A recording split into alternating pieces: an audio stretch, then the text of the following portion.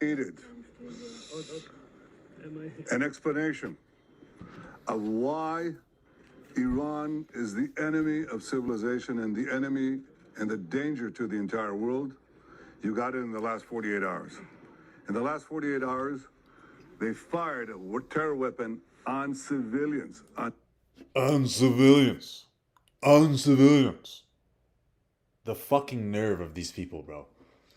The nerve. Children. There's a children's nursery here. There's an old person's home here.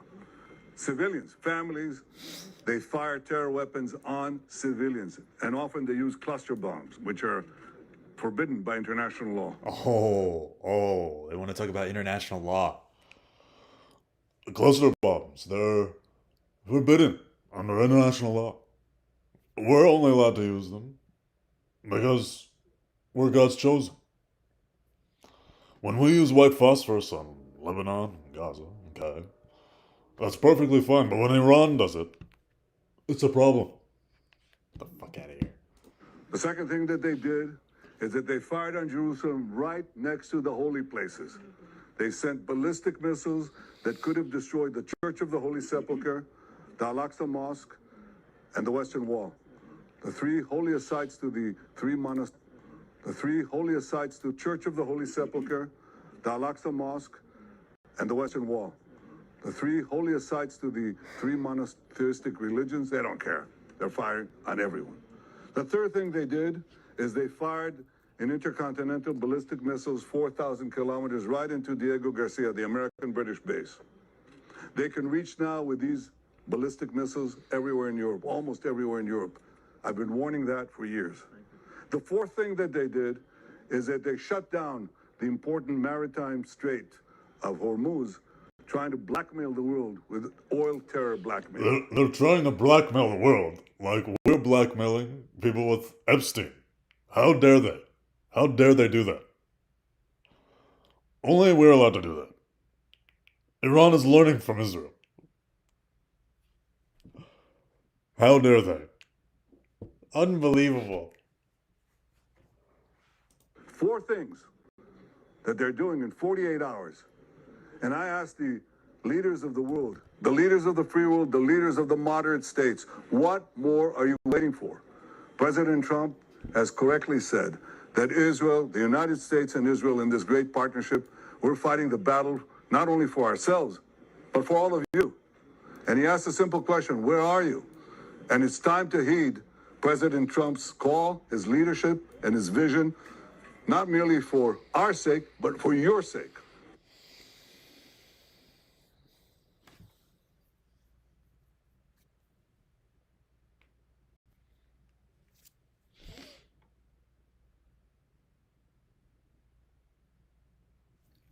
I can't believe they had the nerve of them, bro. I can't believe they, after destroying civilian infrastructure for 2.5 years straight in Gaza, they did it in Lebanon, etc., etc. They have the audacity to invoke international law. Let's watch that one more time. If anyone needed an explanation of why Iran is the enemy of civilization and the enemy and the danger to the entire world, you got it in the last 48 hours. I got it in the last 48 hours. He has that evil villain voice, you know? If anybody needs to know why they're the enemy of civilization, he got it in the last 48 hours. Because they're acting like Israel. How dare they strike us back after we struck them? In the last 48 hours, they fired a terror weapon on civilians, on children. There's a children's nursery here. There's an old person's home here. Civilians, families, they fire terror weapons on civilians. And often they use cluster bombs, which are forbidden by international law. The second thing that they did is that You know what else is forbidden under international law? Illegal occupation.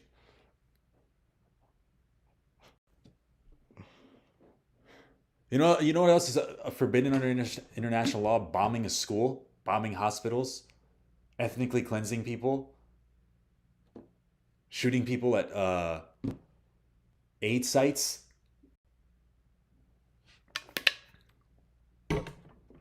On Jerusalem, right next to the holy places. They sent ballistic missiles that could have destroyed the Church of the Holy Sepulchre, the Al-Aqsa Mosque, and the Western Wall. They want to blow up the Al-Aqsa Mosque before we blow it up. How dare they? We want the honor to do it first. The three holiest sites to the three monotheistic religions, they don't care. They're firing on everyone. The third thing they did is they fired an intercontinental ballistic missiles 4,000 kilometers right into Diego Garcia, the American-British base. The American They can British reach base. now with these ballistic missiles everywhere in Europe, almost everywhere in Europe. I've been warning that for years. The fourth thing that they did is that they shut down the important maritime strait of Hormuz, trying to blackmail the world with oil terror blackmail. Four things that they're doing in 48 hours. I can't And I ask believe you, this shit, dude. leaders I of the can't world, believe it. the leaders of the free world, The way, the words they use, like they're telling on themselves, you know? They want to blackmail the world. How dare they use our tactics? We might have to, we might have to bring Epstein back. You know, unbelievable.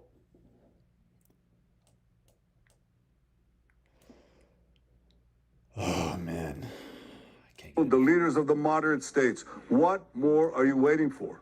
President Trump has correctly said that Israel, the United States and Israel in this great partnership, we're fighting the battle not only for ourselves, but for all of you.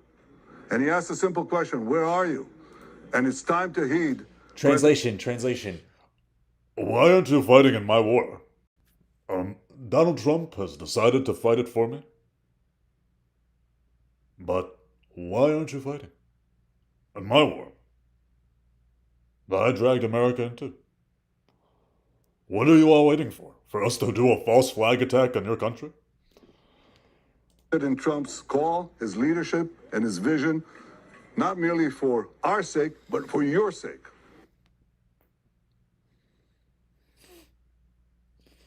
With heavy hearts, we watch this. With heavy hearts.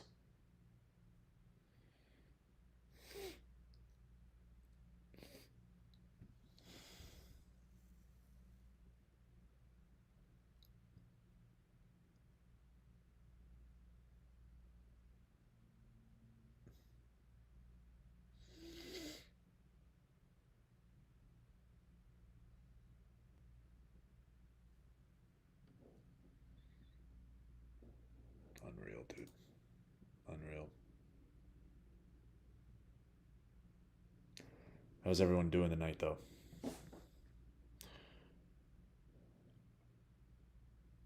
I got someone in my YouTube chat is a fucking moron. Defending his country. His country doesn't have a right to exist. Beat store. Moron.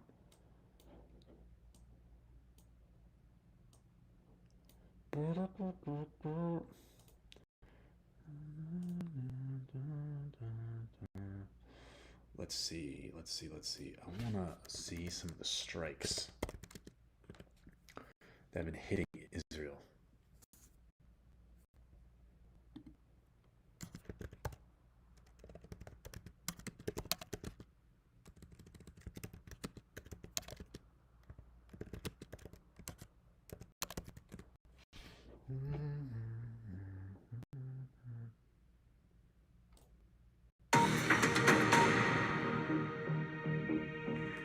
Hello, I'm Lucy Gray. It's day 23 of the US-Israel war with Iran, and over the next 10 or so minutes, we're bringing you our special program.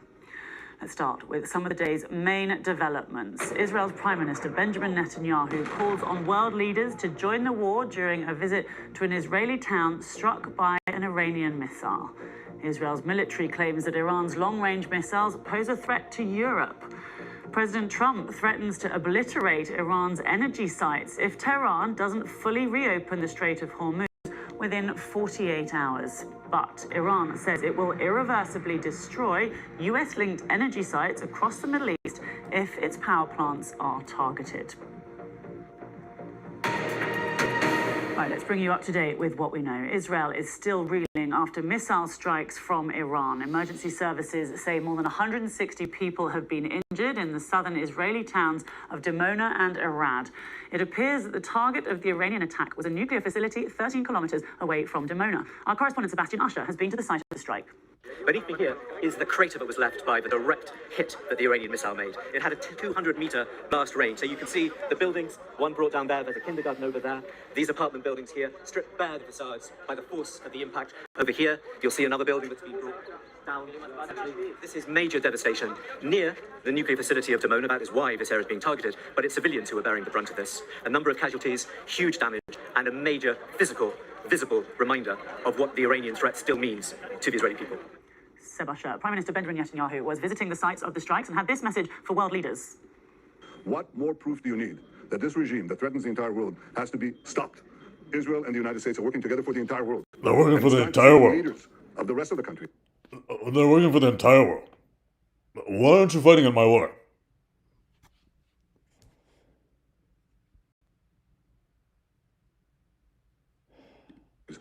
Up.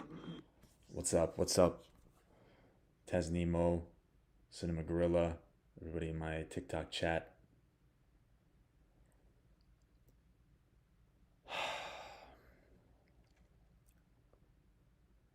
I have somebody in my YouTube saying, Israel's God's chosen people in the Bible. You know what their Talmud says about Jesus, my friend? What's the Talmud say about Jesus?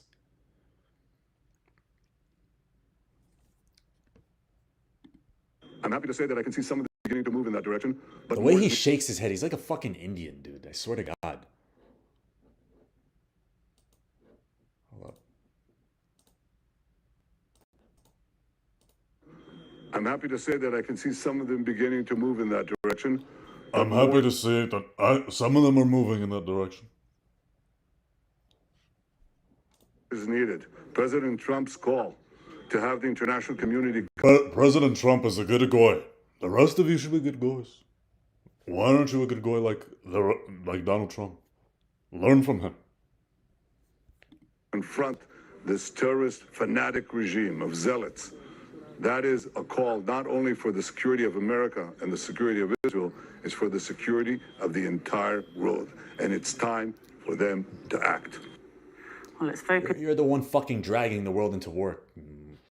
more on his comments to world leaders because other European leaders have been brought into this conflict, with the Israeli military claiming Iran has missiles that can reach London, Paris, or Berlin.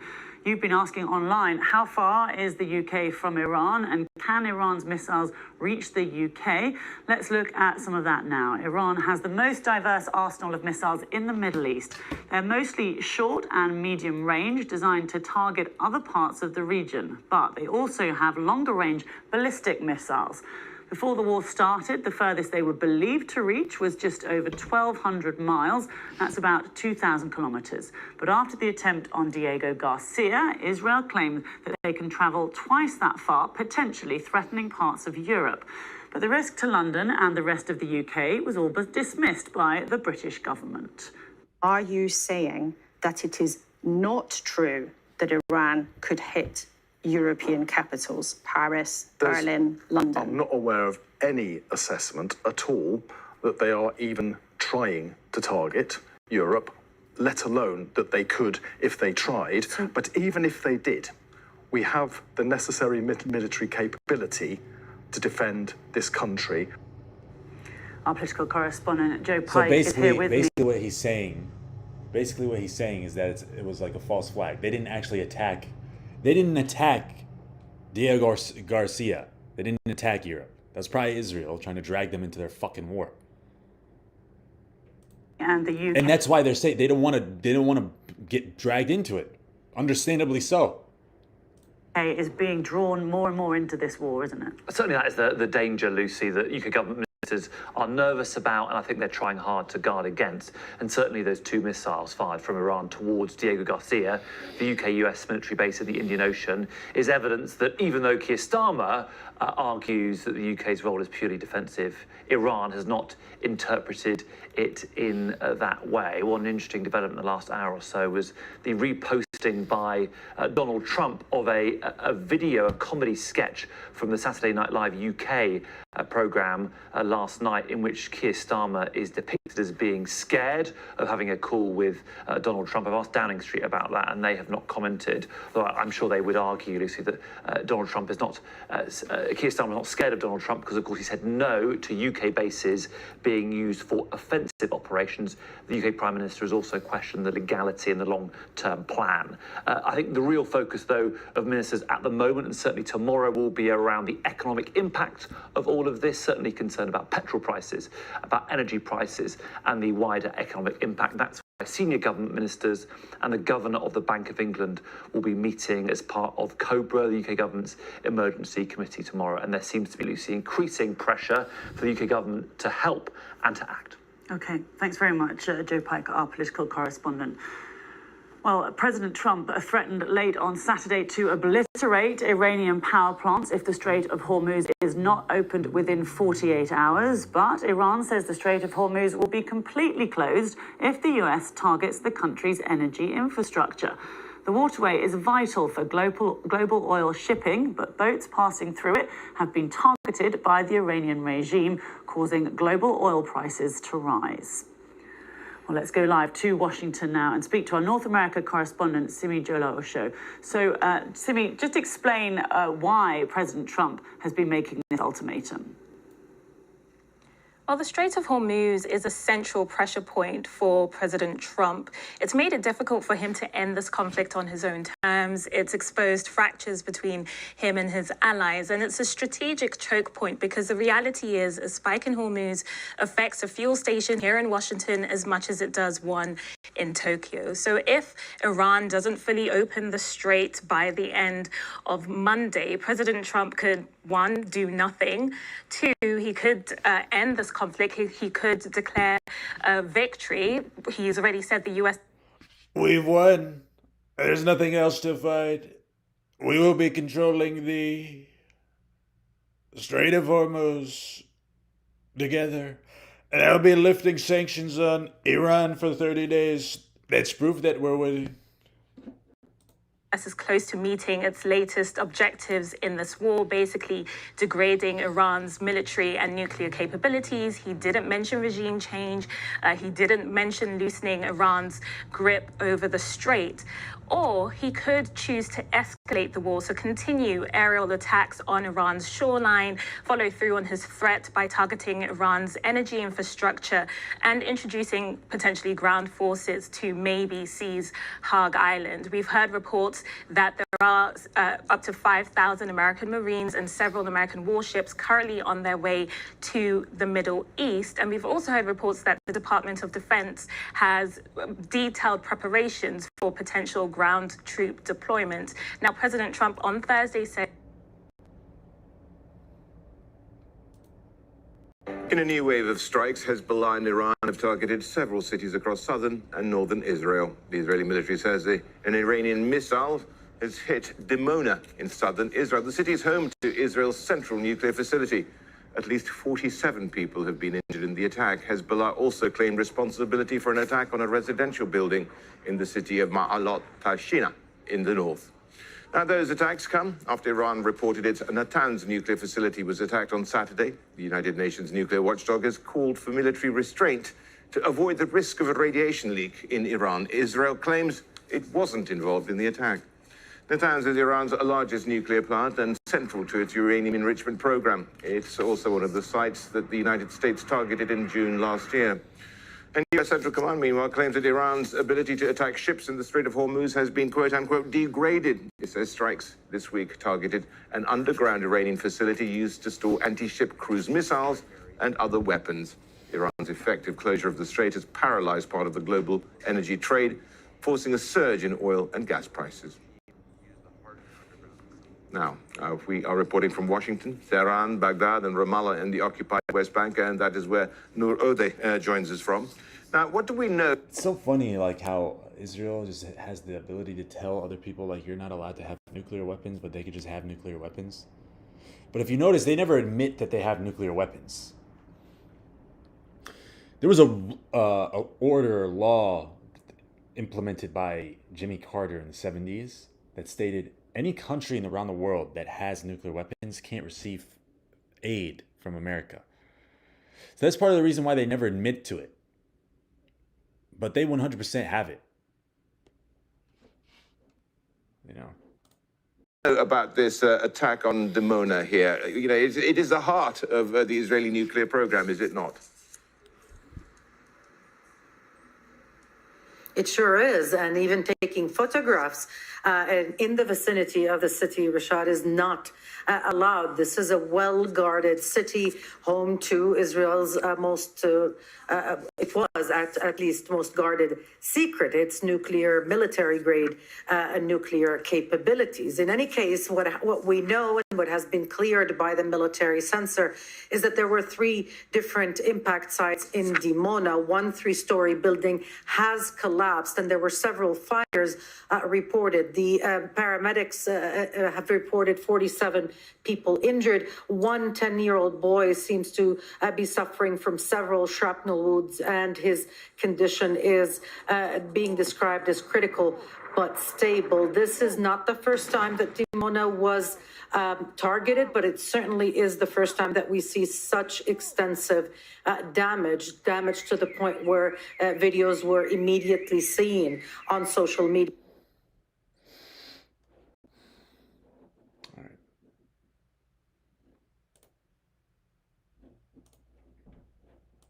Posted by eyewitnesses, by the residents of the city. So that's the information that we know about what happened, that was cleared again by the military censor.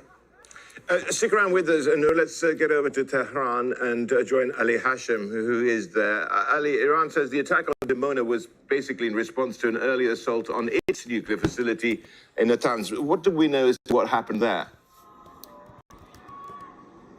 Yes, absolutely. This is what we heard from the Iranian television, that the attack on Dimona was in retaliation to the attack on Natanz. And of course, Natanz is one of Iran's biggest nuclear facilities. In 2025, last year, the American-Israeli attacks on Natanz, Isfahan, and Fordow were described by the American President Donald Trump as the complete destruction of the Iranian nuclear facilities. Today's attack raised a lot of concerns, especially with respect to radiations, given the fact that there are anyway 480 kilograms of highly enriched uranium that are buried under rubble. Now, no one knows which rubble, whether it's the rubble of Natanz or Isfahan or Fordow, but there are some huge numbers of kilograms. So the idea here is that Iran is now dealing with this new threat that is expected, as actually from the beginning of the war. And we've seen on several occasions there have been rounds that fell close to the Bushehr nuclear facility on the Gulf, and several Russian engineers were evacuated. Now, they are still there, a few are still there, but some of them were evacuated. Any rockets or attacks on a nuclear facility will cause a real tragedy in the country. And that's why the Iranian nuclear organization warned people a few days ago from getting close to the nuclear facilities, and also advised people on how to react and the measures they should.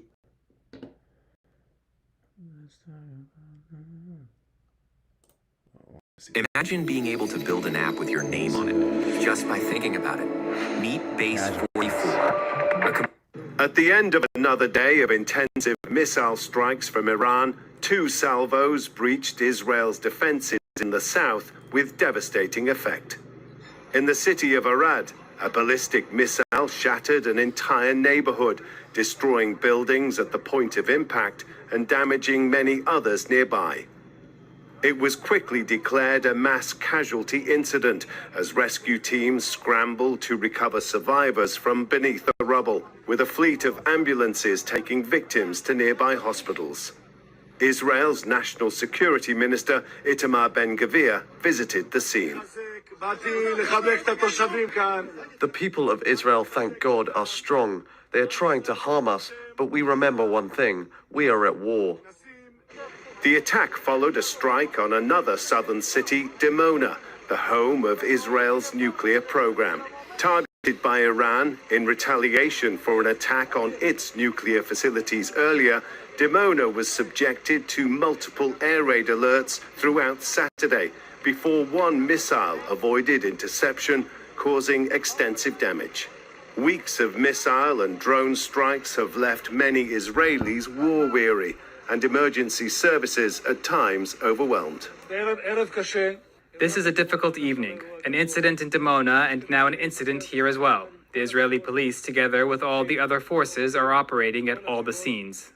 Police say in both cities, those residents who took shelter when the sirens sounded were largely unharmed, with the prospect of many more alerts in the coming days. Rob McBride, Al Jazeera. All right, little short stream. I'm going to hop off. Thank you, everybody, for joining. Subscribe, follow your boy.